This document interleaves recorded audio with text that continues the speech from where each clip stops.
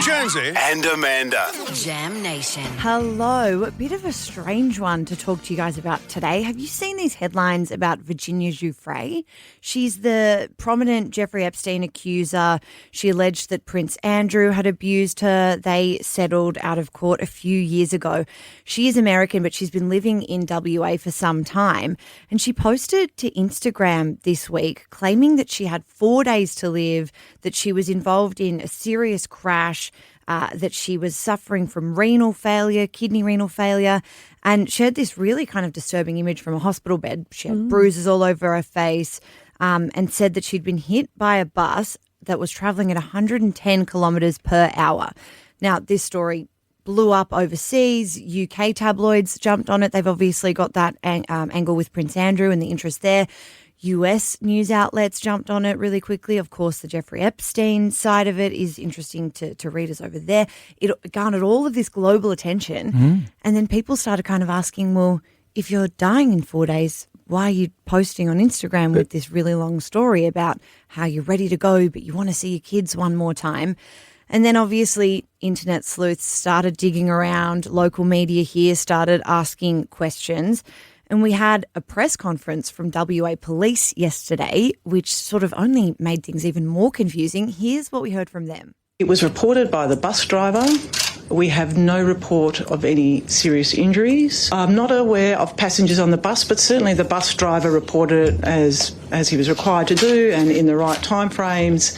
And I'm advised there was about $2,000 damage in the vehicle. So they're kind of playing down that there was a serious accident. Yeah, they have acknowledged that there was an accident between a car and a bus. The spokesperson for Virginia Giuffre has said that she is in a serious condition and that she was the passenger of this car, that she went home after the accident. The police weren't involved. Yeah, but police weren't involved. So it sort of was all, it went through It was a bingle emergency rather than an authorities. accident. Exactly, a bingle rather than an accident.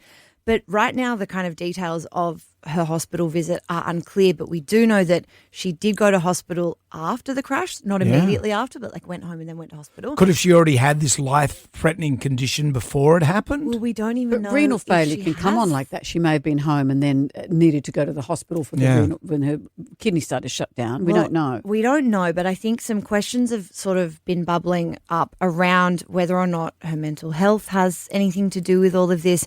She announced that she'd split from her husband of 22 years just a few days before the alleged accident. So she made an Instagram post last week where she shared photos of her kids saying that she was shattered and misses them.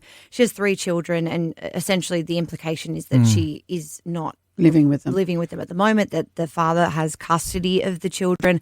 So there's that whole element of it. It's really worrying. I hope she's regardless. okay because she's obviously traumatised, and her past and the way it's been dealt. Imagine taking on the royal family, all of that. That obviously comes with a toll. And also that's not going to help her case as well, because some would say, well, you know, what, you made this up. What else did you make up? Well, yeah, that's the really kind of sinister side of this, is that she's obviously been through horrific trauma in her past, and now if this is an elaborate kind of lie or an exaggeration, or a Munchausen's that kind of moment. Yeah, that people will question her is really sad. And also the added element of having the British tabloids interested in something like this. We know how relentless they are. You know, decades and decades of evidence tells us that they will chase everything to the nth degree. So, you know, if she is going through something awful, physical or emotional, it's really concerning knowing that there's this added pressure. Yeah. It's yucky. Yeah, and the royal family wanting to spin it one way, I'm sure. Exactly. You can imagine the conspiracy theories online. Oh, Prince Andrew will be loving it. Yeah. No sweat for Andrew. Anyway, we'll keep an eye on it and keep you updated when we get a little bit more information.